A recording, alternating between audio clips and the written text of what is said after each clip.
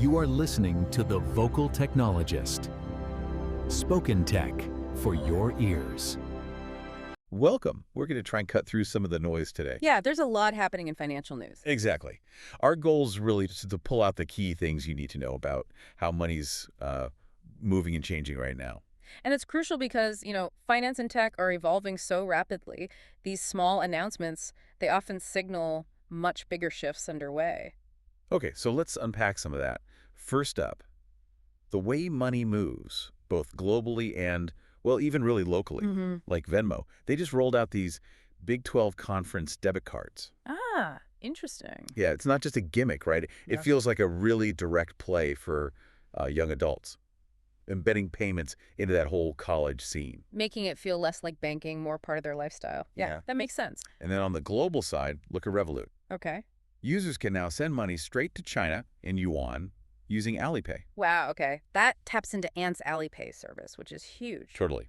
Leveraging that massive global remittance infrastructure they have, it's a smart way into a giant market. And Revolut's busy elsewhere too, aren't they? Boosting their wealth side in the UK. They are launching stocks and shares ISAs. So tax-efficient investing now part of their UK offering.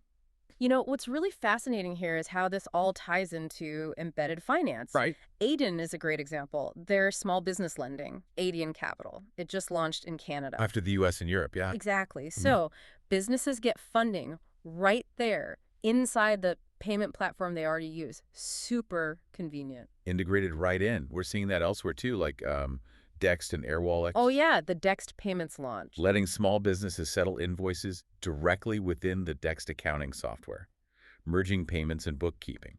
It streamlines things massively for SMBs. Okay, but here's where I think it gets really interesting. Yeah. It's not just how payments work, but who's shaking things up and, maybe surprisingly, which customers are driving it. Go on. Well, Chime is gearing up for an IPO, right? And they're framing it as being this mission-driven alternative, fee-free banking, early paychecks for people maybe overlooked by traditional banks. Focusing on the underserved market. Exactly. But then you see this Cornerstone study on where deposits are going. Oh, the deposit displacement one. Yeah, I saw that. Get this. It wasn't just millennials moving money into fintech investment apps. Gen Xers and baby boomers were 65% of it. 65%. That's huge. It really is. Kind of a wake-up call for the big banks, isn't it? Shows the demand for these newer services cuts across all age groups. Absolutely. And if we zoom out even further to the kind of cutting-edge stuff, Yeah. look at Jack Dorsey's BitChat app. Peer-to-peer chat and payments designed to work offline. Offline. How, like Bluetooth. Yeah, Bluetooth and local mesh networking. Think about that financial infrastructure that's decentralized and resilient. Doesn't need the internet or central servers. Wow. That could be huge in places with spotty internet or during outages.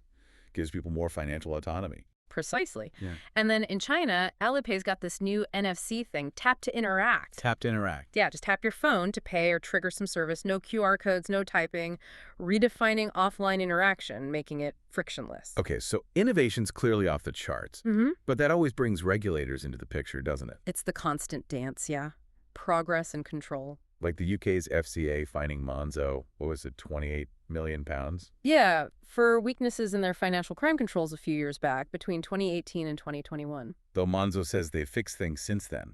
Still, it shows the pressure on these fast-growing fintechs. Definitely. Scale responsibly or face the consequences. And then, completely different angle, there was that Trump administration budget proposal suggesting a new tax on international money transfers to fund border security. Right. I saw the criticism on that one. Concerns it would hit immigrant families hard. Yeah, raising costs for sending money home and potentially pushing people towards, informal, riskier ways to send funds. It raises a broader point, too, maybe, about tech adoption in general. How so? Well, the RAMP AI Index just showed the first decline in paid AI adoption among U.S. businesses since 2023. Slipped back to 42%. Huh. Interesting. So even with all the AI hype. It suggests actually integrating new tech isn't always smooth sailing. There are real hurdles for businesses. So wrapping this all up, what's the takeaway for you listening? We're seeing incredibly fast innovation in payments, right? Mm-hmm. And intense competition challenging the old banking models. Plus this constant back and forth between new tech, what users need, and the necessary regulation. Exactly. Money's becoming more fluid, definitely more accessible, more woven into daily life. But that also means new kinds of scrutiny, new rules. The whole financial world is shifting under our feet. Lots of convenience, but also new complexities, new things to watch out for. So maybe the question to leave you with is, what stands out most to you in all this change? Think about it. How might these shifts create not just ease, but maybe new risks or even inequalities that we need to address as things keep transforming? Spoken Tech, for your ears.